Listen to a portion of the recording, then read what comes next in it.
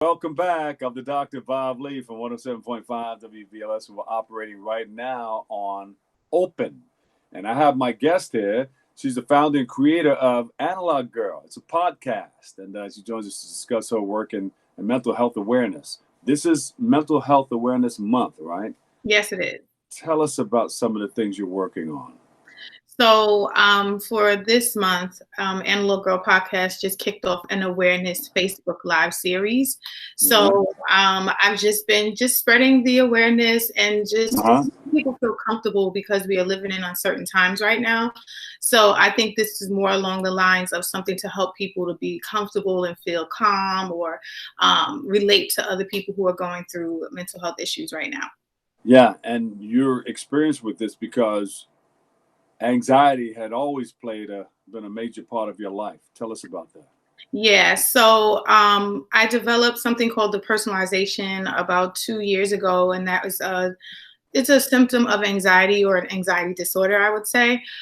So that going through that experience is what helped me to create Analog Girl and to tell my story, because I wanted to share my story because I knew there were other people out there who were suffering with the same thing and didn't know what they were going through. So it's kind of just taken off, and it was just a lot of people reaching out saying that I've actually helped them to identify what the issues were that they were having in their lives. Yeah, but it wasn't until you experienced chronic depersonalization that you sought some remedies to be healed. Tell us about that.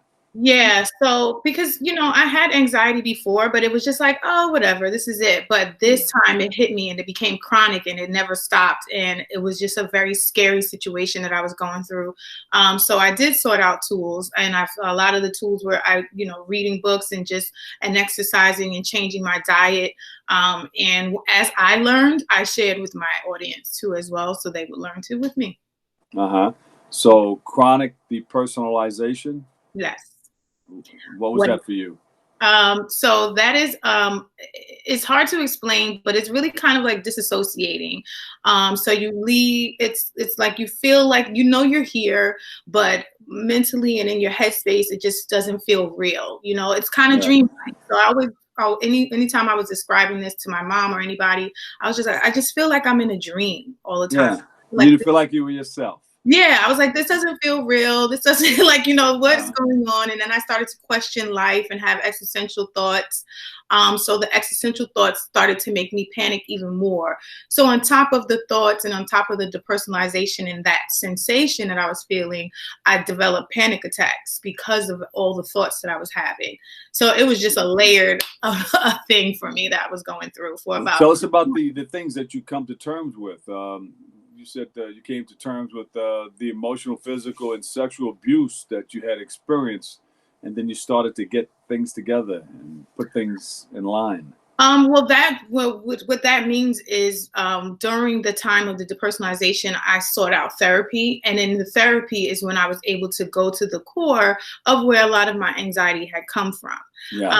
So, that is what that means when I say I just came to terms with a lot of stuff. And I think a lot of us just have to come to terms with a lot of things that we went through when we were younger that might have traumatized us and we have not known it.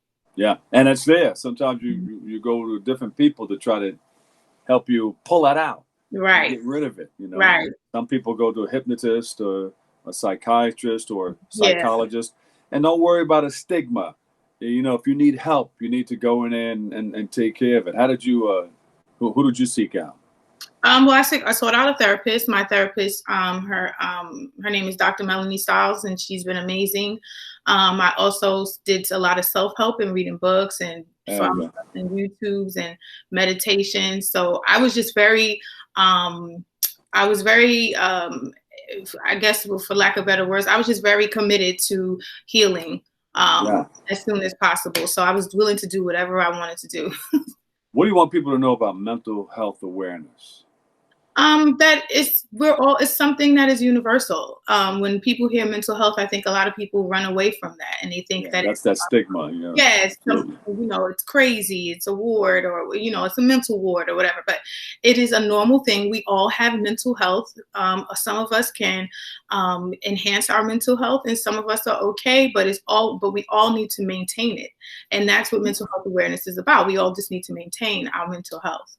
Girl. Analog girl. Yes, Analog So girl. that's another way to get it out. You know, you have a platform where you can get it out of you. You know, you can talk about it. Exactly. So your Analog Girl podcast, right? A lot of Yes. the stuff is coming out, and you're helping others in the process. Right, exactly. And I try to get episodes out weekly when I can. I'm a one-man show, so it's just, Wednesday-ish is when the episodes come out. And I have a host of guests that come on and just teach us things. The next episode that's coming up is about career anxiety and how to revamp your life and be your own career coach, especially in these uncertain times. Especially, yes. Yes. Because a lot So of people are unemployed. yes, and that's with Career Contessa, and I'll be putting that episode out next week. And how can we go somewhere to check out this schedule that you just So mentioned? you can follow me on Instagram at the.analoggirl. The Facebook Live series is only being shown on Facebook, on my Facebook page, obviously, and that's Analog Girl Podcast. You just like the page and you'll always get a notification. And if you sign up for my email list on theanaloggirl.com, you'll also get the replays of every video. Thank you. Thank you for the service that you provide too. Thank you. LaToya D, Analog Girl Podcast. Make sure you check it out. And thank you so much. And you can check this out too, right here on BronxNet. We're going to take a break right here. We'll come back with more.